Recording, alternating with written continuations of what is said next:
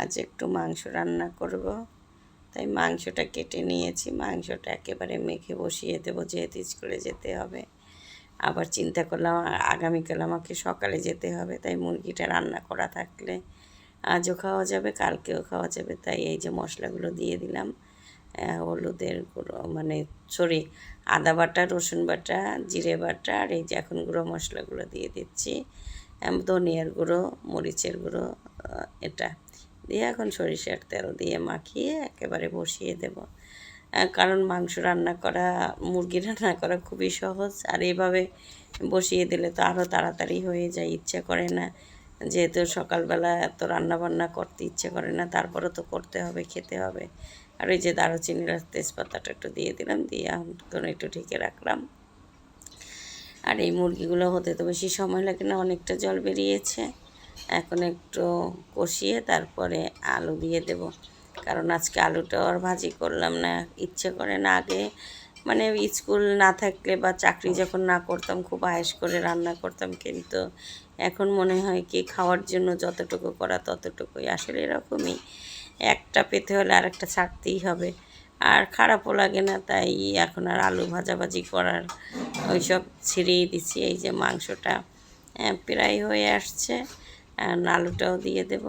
একটু ভালো করে নাড়িয়ে নিচ্ছি, তবে কড়াইটা একটু ছোটোই হয়ে গেছে, কেয়ার করা, কারণ ঝোল দিলে একটু বেশি হয়ে যাবে। কারণ আমি আমাদের মুরগিগুলো একটু বড় বড়ই থাকে, এভাবেই আনতে বলি যে একদিন রান্না করে যেন দুদিন খাওয়া যায়।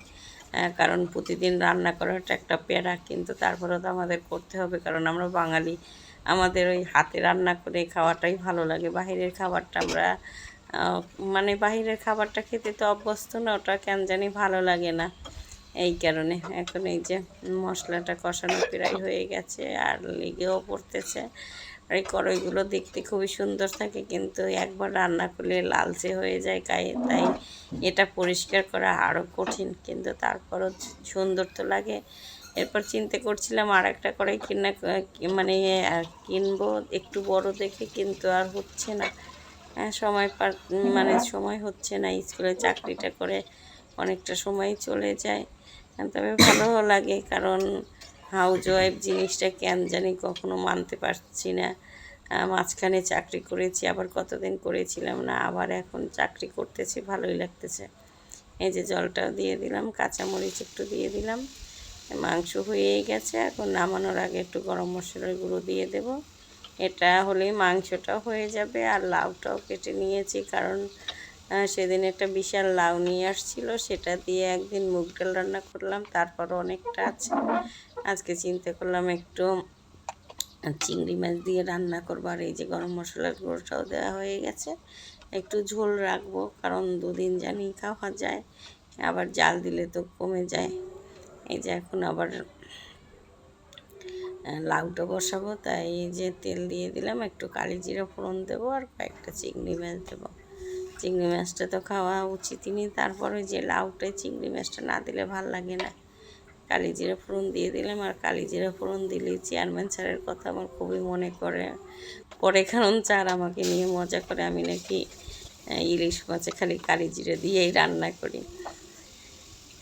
এই যে চিংড়ি মাছটাও দিয়ে দিলাম, এখন একটু লবণও দিয়ে দিচ্ছি, লাউটাও দিয়ে দেবো।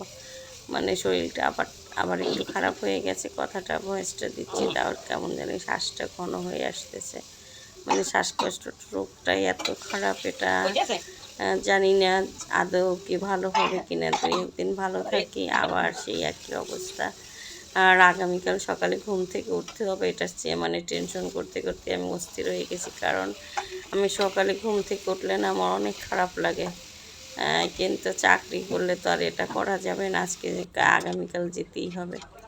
যে লাউটাও দিয়ে দিলাম, এখন একটু নাড়িয়ে চেড়িয়ে ডেকে দেবো, পরে একটু জিরে বাটার একটু ধনিয়ার গুঁড়ো দিয়ে দেবো, আর কয়েকটা কাঁচামরিচও দিয়ে দিলাম। তবে দীপ লাউ চিংড়িটা পছন্দ করে, শুধু চিংড়ি মাছটা, তবে লাউটা সে পছন্দ করে না, কিন্তু আমার কাছে ভালোই লাগে, কারণ আমি সবজি খেতে খুবই পছন্দ করি। সেদিন লাউ রান্না করলাম দিয়ে শোল মাছ দিয়ে, সেটা আরও লাউ মাছের তরকারিটা আছে, আমি সবজি একটু বেশিই খেয়ে থাকি।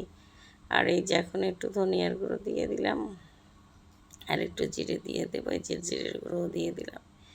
এটা দিয়ে দিলেই হয়ে যাবে। তারপরে রুটিও বানালাম আজকে, আবার সুজিও বানিয়েছি, সেটা আর তোমাদের সাথে শেয়ার করলাম না। আর একটু চিনি দিয়ে দিয়েছি, কারণ লাউতে একটু চিনি না দিলে ভাল লাগে না, সামান্য একটু দিয়েছি, কারণ সকালবেলা এত ভিডিও করা সম্ভব হয় না। তাই কিছু কিছু স্কিপ করতেই হয়, কারণ ভিডিও তৈরি করতে গেলে অনেক সময় লেগে যায়, তখন আর মনে হয় না যে ইচ্ছে করে করি, কিন্তু তারপর ওই যে এতদিন করে আসছি তাই। আর এই যে সুজি রান্না করলাম আর একটু রুটি বানালাম, এটা দিয়ে নাস্তাটা করে খেয়ে স্কুলে চলে যাব, যেহেতু স্কুলে আজকে এমটি পরীক্ষা শুরু হয়েছে, মানে মাসিক পরীক্ষা। তা এটাকে বাবুকেও দিয়ে দিলাম, আমরা স্কুলেও চলে আসলাম, পরীক্ষাও হয়ে গেল।